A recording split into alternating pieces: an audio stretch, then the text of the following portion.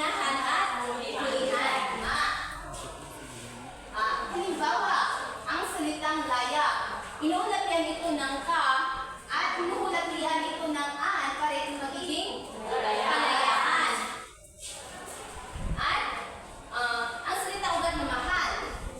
Inuulat ng mag at inuulat ng an. Ito ay mamahalan.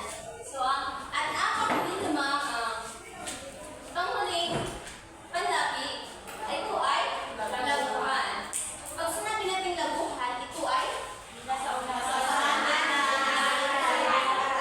Tama. Ito ay makikita sa unahan, gitna, at hilahan ng salitang salita. Halimbawa, ang salitang ugat na sikap. Inuulapian ito ng pag, initlapian ito ng o, at inuulapian ito ng an, kaya nagiging pagsulihan. At ang pangalawang halimbawa naman ay ang dugo. Inuulapian ito ng mag, at dinikitlapian ito ng in, at inuulapian ito ng an, kaya nagiging itong magdinuguan. May mga katanungan ka ba kayo? At ngayon naman ay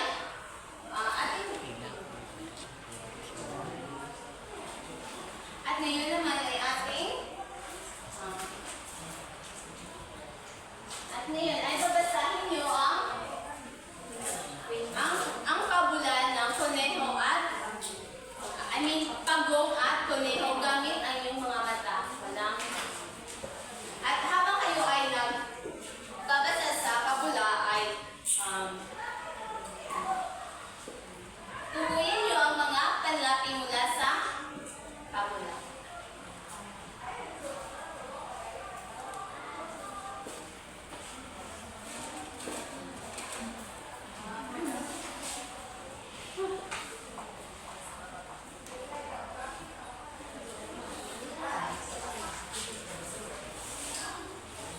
Bibigyan lamang kayo ng 5 minuto sa pagbabasa.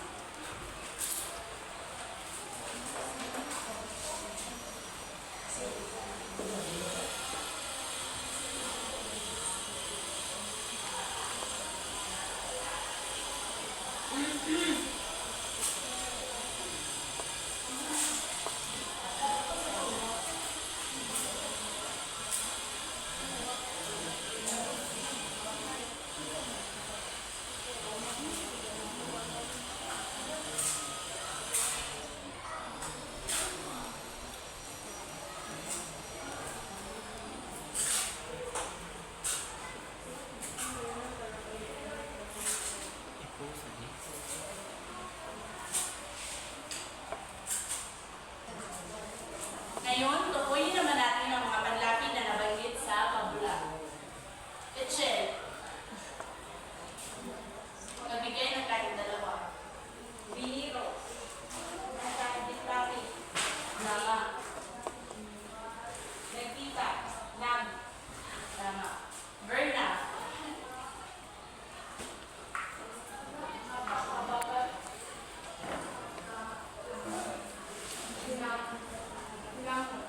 Tama.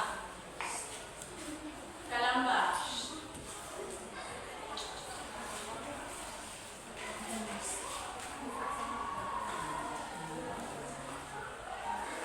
Naupo. Na. Laki.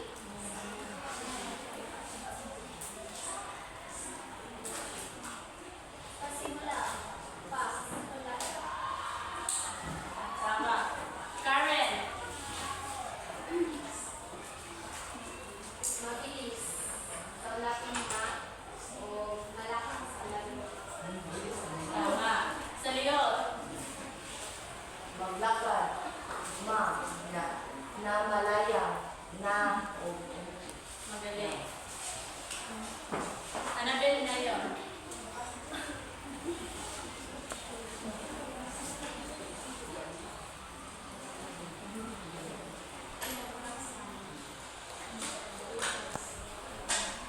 Pakilakasan yung boses.